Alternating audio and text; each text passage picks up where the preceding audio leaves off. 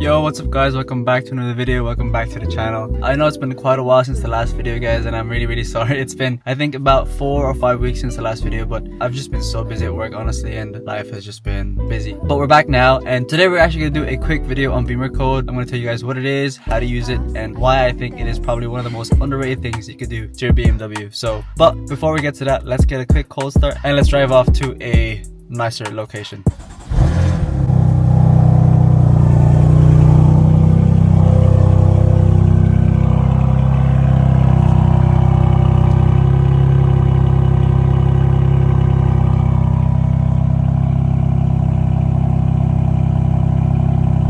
Guys, it is November time, so it is very cold here now in Dublin, in Ireland. So yeah, I feel like these cold starts are gonna get a lot longer and a lot louder. So yeah, my bad to my neighbors, but it is what it is.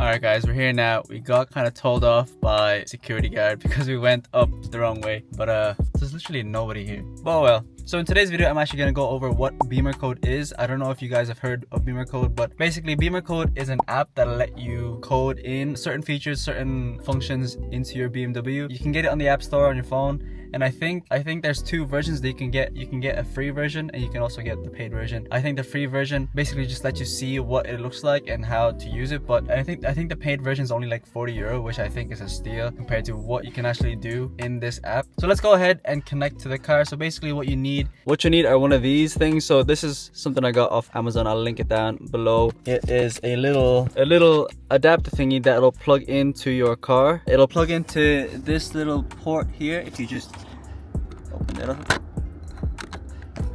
As you can see, there's a little connector there. So what you want to do is take your adapter out.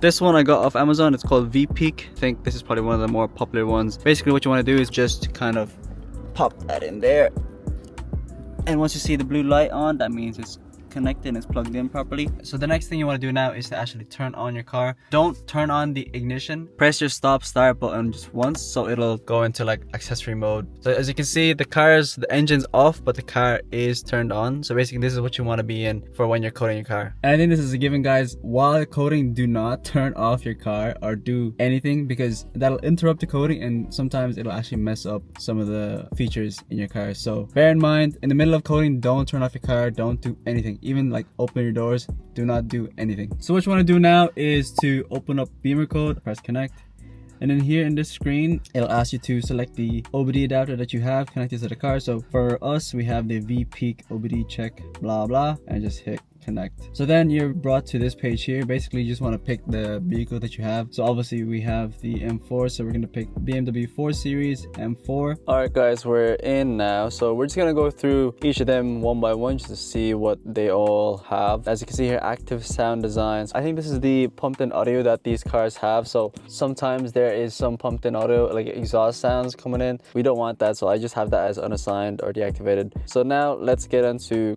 advanced crash safety module. Some of these sections are quite big, so they will take some time to load in. But now guys, do bear in mind, I do have this car already coded. I've coded this like the second day that I got it, but I just want to go over what I've done to this car for you guys, so you guys also know what to do for your car. And who knows, maybe I've missed something, maybe we can code something in today. Okay, in this section is basically just a bunch of seatbelt reminder settings. If you guys want to remove all the seatbelt chimes or seatbelt visual reminders, you can also do that, but yeah, we can skip that one there. This one here, next one is all around view camera. So this will show up if you have cameras in your cars. If you don't, I don't think this will show up. But okay, it's just basically just activation speed, deactivation speed. It's basically the speed that you can go while the camera is on. The main thing now we're gonna get into is the front electronic module. Now this is a big one. This has a lot of features that you want to change. Okay guys, this is a big one. So as you can see, there's a bunch of options we can change here. So the first one is the ambient lighting. So basically it's just the percentage you want your ambient lights to be. Next thing now is angel eye brightness low beam. So this is the amount of brightness you want your angel lights to be. Next one is shutting off iDrive system when driver door is opened. Basically when you turn off your car and open your door, the system will turn off or your music will turn off. Yeah, you can either set that off or on. So the next one probably is one of the most important things I believe that you can change, and it is the auto start stop function. If you guys know the auto stop start button, when you're stopped at a stoplight, the engine will cut off to save some gas. I personally hate that. I think that'll probably cause you more issues than it will saving you gas. But yeah, as you can see, I have that off by default, and I have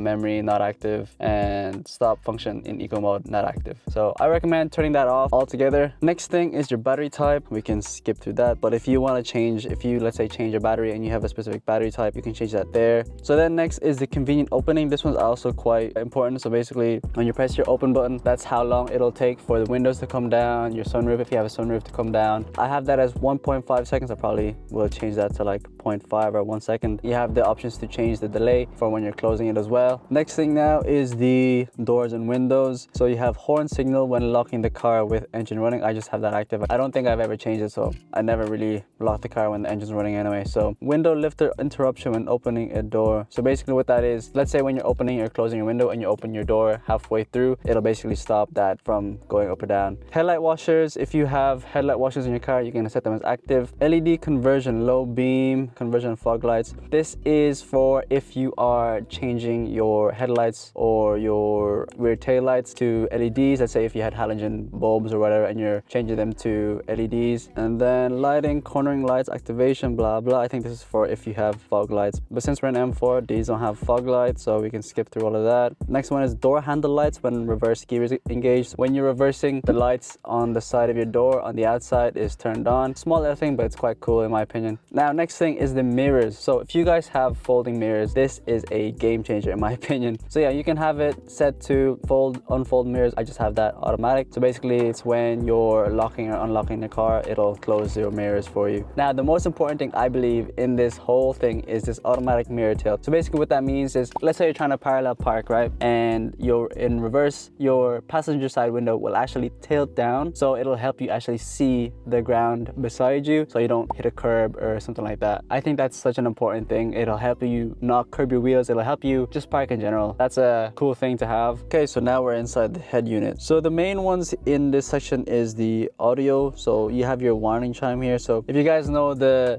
infamous bling, you can change that actually to a few other options. You have the BMW i warning, the Mini warning chime, and the Rolls-Royce warning chime. I'm going to show you guys what all of these sound like now.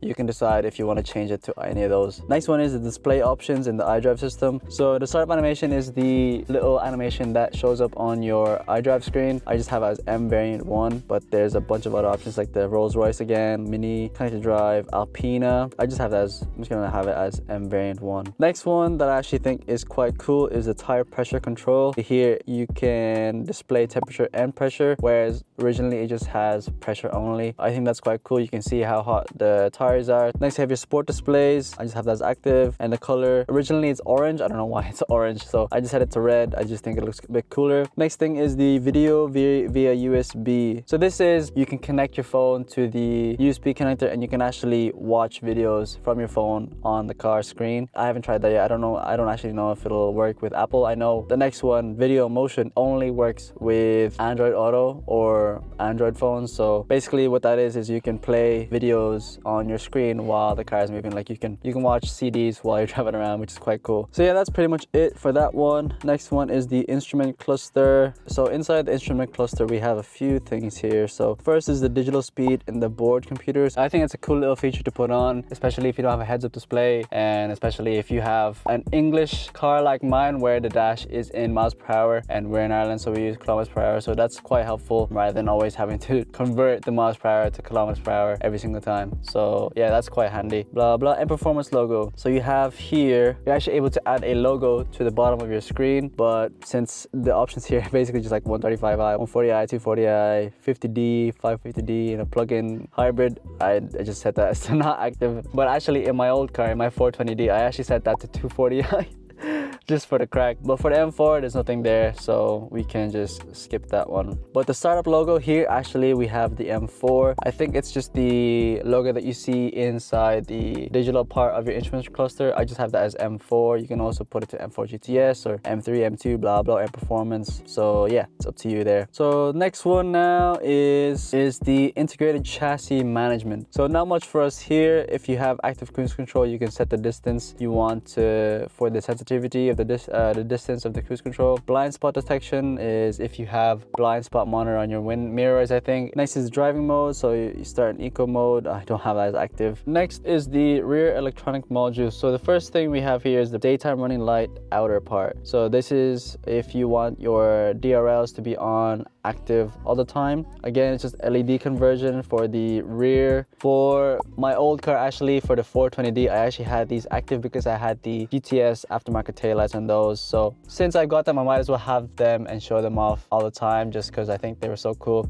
Okay, easy entry. Oh, okay, yes, this is actually quite cool as well. If you're like me, you have a coupe, this is actually going to be very, very handy for you. If you go in here, you can set that to active. You can set here the seat travel of the seat when easy entry is activated. So basically what that means is getting in and out of your car, your seat will actually automatically move up and back. I think that's quite convenient, especially with coupes and you have bigger doors. Yeah, I think it's quite cool. I think you definitely should do that, especially if you have a coupe like mine. And also one thing I missed, guys, if you have a coupe and you actually have the seatbelt butler, you can actually also set that here to be active or not active. You can actually set the distance that it will push the seatbelt forward for you to grab it easily. Unfortunately, for some reason, bro, the M4s don't have it. I'm actually so mad that they don't have it. Literally, you'd think that the highest model of a car would have the most basic seatbelt butler, but it doesn't. But oh well, it is what it is. But yeah, guys, that's pretty much it. Hopefully you guys found that useful. I definitely think Bimmercode is worth getting, especially if you are always switching around your cars. You can always reuse the same app that you got for any one car. So like I said, I've used this for my old car, I've used this for my brother's car, I've used this for my dad's car, and I've also let my friends use it for their car. So literally, as long as you have the app